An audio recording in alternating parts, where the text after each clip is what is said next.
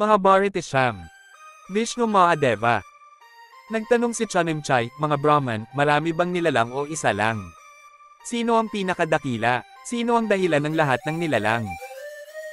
Sinabi ni Vesampayana, ayon sa Gurukula, Atman, at Samkhya Yoga, mayroong maraming mga nilalang, ngunit ang mga taong nakikita ito bilang totoo ay hindi tinatanggap na mayroon lamang isang parasya, matalino, at matalino, o mundo. Tinalakay ng mga pantas tulad ni Bharata at Kapila ang Vedas sa pangkalahatan at partikular na itinuring ang mga ito bilang batayan ng espiritual na pagninilay-nilay. Babanggitin ko ang parasya na inilarawan ni Vyas na may walang katapusang biyaya.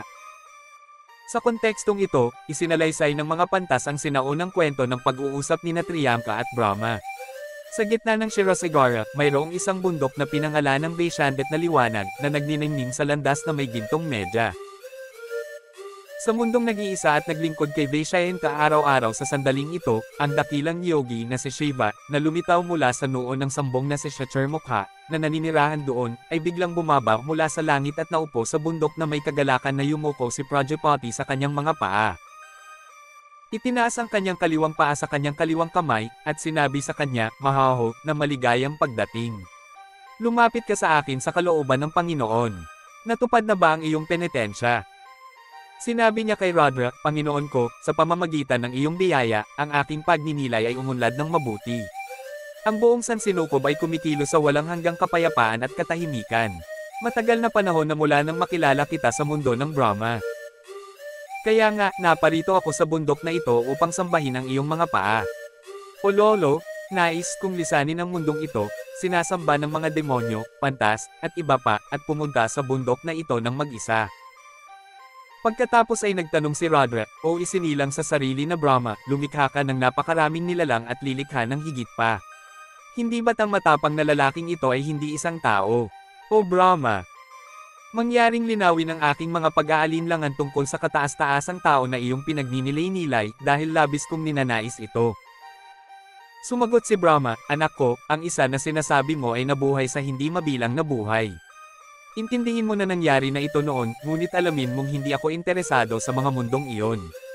Magsasalita ako tungkol sa isa na nagpapanatili sa lahat ng mundong iyong sinasabi. Sasabihin ko sa iyo kung paano nakamit ng mga disipulo ang kataas-taasan, ang walang kasalanan, ang saksi ng lahat. Walang sino man ang nakakita sa kanya kailanman. Siya ang tanging kamay ng Sansinukob, siya ang Panginoon ng universo. Malayang gumagalaw at masaya sa buong mundo dahil alam ng kaluluwang ito ang mundo at ang katawan, ang mga buto ng mabuti at masamang karma. Siya ay tinatawag na taga-alam ng mga mundo, walang sino man ang nakakaalam ng kanilang nakaraan o hinaharap sa pamamagitan ng mga sistemang Samkhya at Yoga. Siya ay hindi ko alam ang kanilang nakaraan isa. Tanging ang walang hanggan ang dakila. Maraming paraan upang magsindi ng apoy. May isang araw, ang sinapupunan ng ascetisismo. May isang hangin na umiikot sa lahat ng direksyon ng mundo. May isang karagatan, ang kama ng lahat ng mga ilog. Mayroong isang parasya, Nirguna, ang sagisag ng Sansinukob. Ang lahat ng nilalang ay pumapasok sa Nirguna kapag tinalikuran ng isa ang lahat ng kabutihan, lahat ng mabuti at masamang gawa, katotohanan at pagtalikod. Ang mga nakakamit ng Nirguna, bagamat hindi maintindihan. Ang mga nakakaalam nito at nakikipag-usap ng walang pag-iimbot sa apat na anyo at pandama, ay nakakamit ang Satpurusha. Kaya, naiintindihan ng ilang scholar ang Supremo sa isang anyo.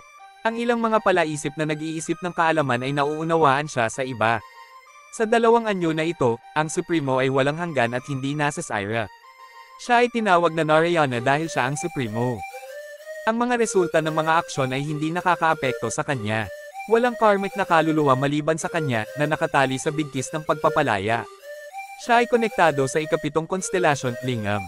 Ipinaliwanag ko sa iyo ang iba't ibang anyo ng pag-iral. Ang dalisay na tahanan ng lahat ng makamundong bagay.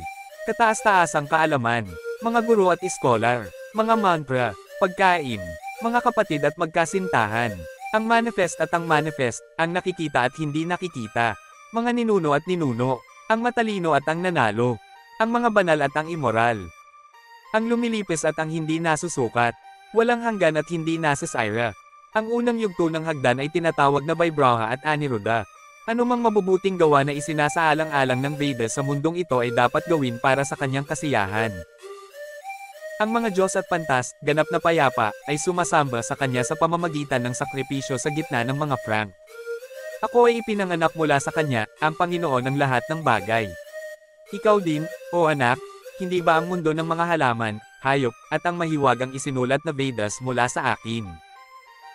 Ang tao, ang Panginoon ng apat na elemento, ay kumikilos ayon sa kanyang sariling kalooban. Sa makatuwid, siya ay kilala sa pamamagitan ng kaalaman ng Diyos. Masdan, o anak, sinabi ko sa iyo ang lahat ng iyong narinig, at ipinaliwanag ito ng malinaw sa Samkhya Yoga. Ang batas ng takot. Ang kalikasan ng panahon.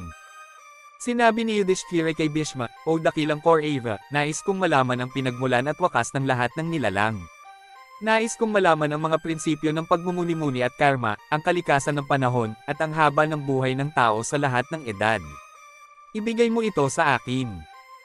Nagbigay ka ng napakagandang sagot sa kontrobersyal na pantas na si Bharadvaja. Nang marinig ito, sinabi ni Bhishma kay Dharma Narayana, dahil mapagpakumbabang tinanong ni Vyas ang kanyang anak tungkol sa bagay na ito, sasabihin ko sa iyo ang sinaunang kwento na sinabi niya sa akin. Si Sukra, anak ni Vyas, ay nag-aral ng lahat ng Vedas, kabilang ang Anga at Upanishad. At nagawa niyang iwaksi ang lahat ng pagdududa tungkol sa Dharma. Siya ay nagtanong, sinabi ito ni Sri Sukra, itanong mo, sino ang lumikha ng lahat ng nilalang? Ano ang pinaniniwalaan mo sa kaalaman sa panahong ito? Nang marinig ito ng maalam na ama, sinabi niya sa kanyang anak. Sa huli, mayroon lamang Brahman, na walang hanggan, walang katapusan, banal, walang kamatayan, hindi mapigilan, hindi masisira, hindi makikilala, at walang awa. Ngayon, sandali na lang. Ang isang universo ay katumbas ng 15 minuto. 30 kuma ang katumbas ng isang tumara. Ang 30 kala ay katumbas ng isang sandali, ibig sabihin, ang mga ito ay binubuo ng ikasampu ng isang tumara. Kaya, ang 30 kala at 3 kama ay katumbas ng isang sandali. 30 sandali ay katumbas ng isang oras. Gaya ng sinabi ng mga pantas, 30 oras ay katumbas ng isang buwan, at 12 buwan ay katumbas ng isang sambara. Ang dalawang yugto ng taon ay tinatawag na Subhasis, na tinatawag na Dakshanyana at Uttaraana. Ang araw ay nagbibigay ng araw at gabi sa mga tao. Hinahati niya sila sa dalawang yugto, gabi para sa pagtulog, araw para sa trabaho. Ang buwan ng tao ay araw at gabi para sa mga ninuno, dahil para sa kanila, ang gabi ay nakalaan para sa trabaho at pagtulog. Ang taon ng tao ay isang araw, at gabi para sa mga Diyos. Para sa kanila, ang hilagang buwan ay araw. At ang buwan sa timog ay gabi. Ngayon, partikular na magsasalita ako tungkol sa Krita Yuga, sa Treta Yuga, sa Dwapara Yuga, at sa Kali Yuga. Kung ang mga Diyos ay nabuhay sa loob ng 4,000 taon, iyon ang magiging Krita Yuga. Para sa kanila, ito ang takip silim ng 400 sagradong taon. Ito ang magiging takip silim ng parehong bilang ng mga taon. Sa takip silim ng natitirang 3 yuga, itong 1,100 taon, 4,800 taon, ay mababawasan ng 1/4. Ang 4 na yugas na ito ay, sisiklo sa walang hanggan na universo, sabi ni Baba. Ayon sa Brahma Samhita, ang gayong mga yugas ay ang mga walang hanggang anyo ng Brahman. Sa Krita Yuga, ang kabutihan at katotohanan ay 4 na talampakan ng haba. Walang lugar ang kawalang katarungan. Sa ibang yugas, ang birtod ay nababawasan ng isang paa. Ang pagnanakaw, pagsisinungaling, at panlilinlang ay nagdaragdag ng kawalan ng katarungan. Ang pag-aaral ng Vedas, kahabaan ng buhay, at ang katuparan ng mga hangarin at mithiin ay lumiliit. Sa Krita Yuga, sa Treta Yuga, sa Dwapara Yuga, at sa Kali Yuga, habang bumababa ang haba ng buhay, ganoon din ang Dharma. Nagkaroon ng mas mataas na penitensya sa Krita Yuga, kaalaman sa Treta Yuga, sakripisyo sa Dwapara Yuga, at kawanggawa sa Kali Yuga. Kaya, ang haba ng buhay ng mga Diyos ay sinasabing 12,000 taon. Kumpara kay Brahma, ang 1,004 na taon ng isang panahon ay katumbas ng isang araw, gayon din ang gabi. Nilikha ni Brahma ang universo sa simula ng araw. Sa gabi, nangyayari ang pagkasira. Pagkatapos ay nakatulog siya ng mahimbing at sa wakas ay nagising.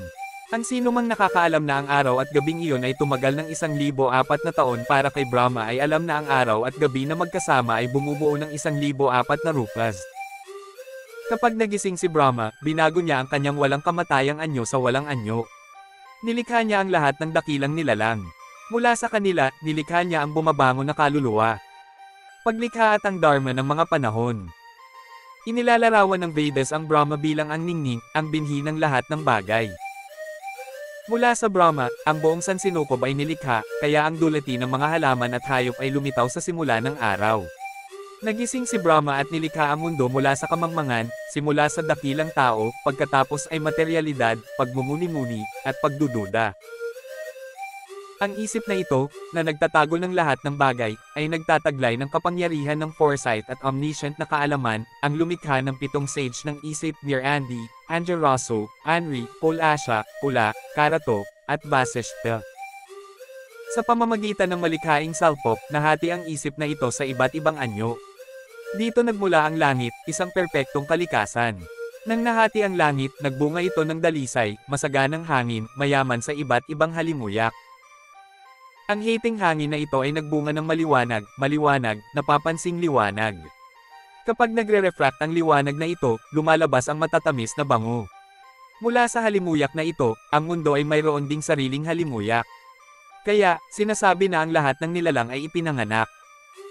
Ang mga katangian ng nakaraan at kasalukuyang buhay ng bawat nilalang ay tumutugma sa mga katangian ng kanilang buhay sa hinaharap.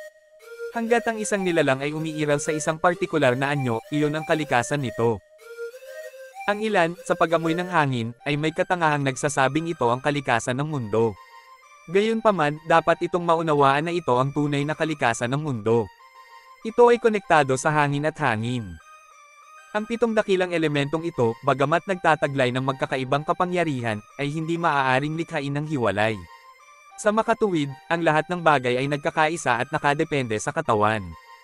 Ito ang dahilan kung bakit tinawag itong tao. Dahil ang lahat ng bagay ay nakasalalay sa katawan, ito ay tinatawag na katawan.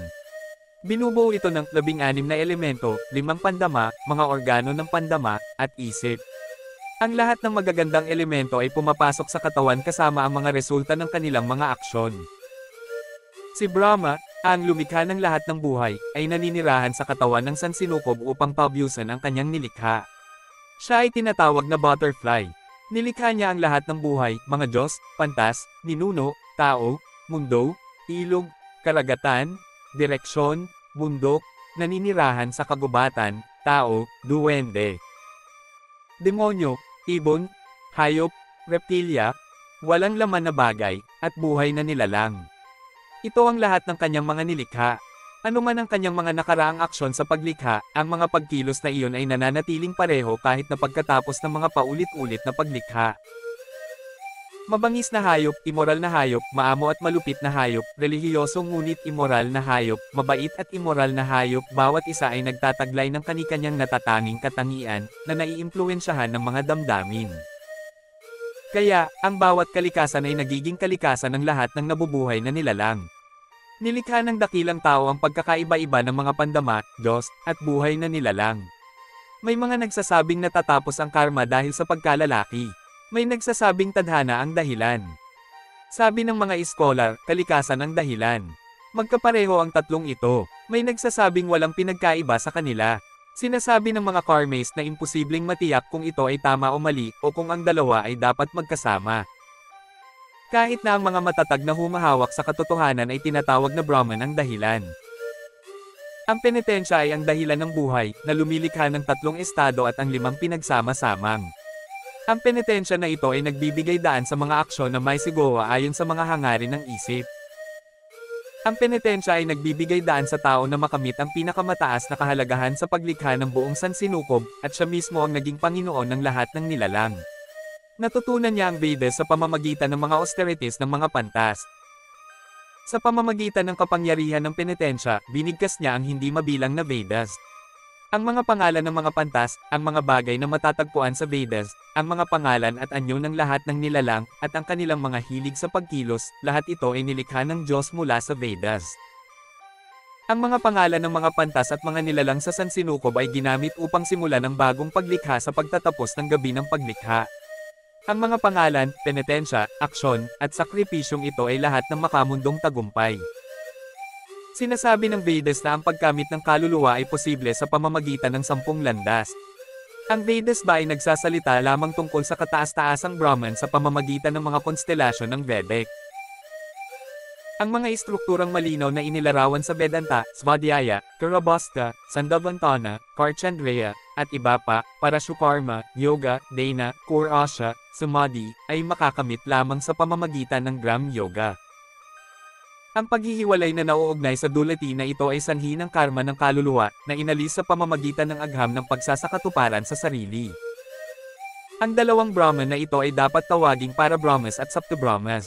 Ang mga naniniwala sa 7 Brahman ay nakakamit ng Para-Brahmas. Isinasagawa ng hari ang Adipayanya ng may puwersa, ang Vaisya ng may puwersa, ang Sudayanya ng may puwersa, ang Pariyanya ng may puwersa. Ang Sudayanya kasama si Parikarayana, at ang Brahmana na may Tapayana. Ang sistemang ito ng pagsasakripisyo ay umiral sa Trita Yuga, hindi sa Krita Yuga. Ang Yajna ay tumanggi sa Dwapara Yuga at Kali Yuga. Sa Krata Yuga, ang iba't ibang kaalamang ito, Rigveda, Sam, Yajna, at Kameshti, ay umiral lamang sa anyo ng kaalaman. Sa Krata Yuga, ang mga makapangyarihang hari ay nagkatawang tao at kinokontrol ang lahat ng mga puno at hayop. Sa Krata Yuga, ang Vedas, sakripisyo, at ang Dharmavana ay lubos na iginagalang. Ngunit sa Dwapara Yuga, ang mga ito ay tumanggi sa paghina ng buhay. Sa Kali Yuga, ang Vedas ay nagkalat at nagkawatak-watek. Naglaho rin ang mga sakripisyong may bahid ng kasalanan. Sa Krata Yuga, ang mga ascetics at omniscient Brahmins ay nanirahan kasama ng mga buhay na nilalang. Sa ibang mga panahon, ang pananampalataya sa Vedas at kanilang sariling mga relihiyon ay tumanggi. Kung paanong ang mga halaman ay tumutubo sa tag-ulan, ang mga relihiyon ay yumayabong at nabubulok sa paglipas ng mga siglo. Katulad nito, ang kalikasan ng mga panahon ay nagbabago sa mga panahon, gayon din ang araw at gabi ng Brahma. Sinasabi ko na ang oras ay hiwalay at walang anyo. Lumilikha at sumisira ang oras sa lahat ng nabubuhay na nilalang. Ang oras ang dahilan ng pagsilang at pagkasira ng mga demonyo. Lahat ng nilalang ay may magkatulad na kalikasan. Sinabi ko sa iyo ang tungkol sa kapanganakan, paglikha, oras, karma, ang Vedas, mga banal na kasulatan, karma, at ang mga epekto ng karma. Malamang narinig mo na lahat. Malapit na ang Mahabharata 10.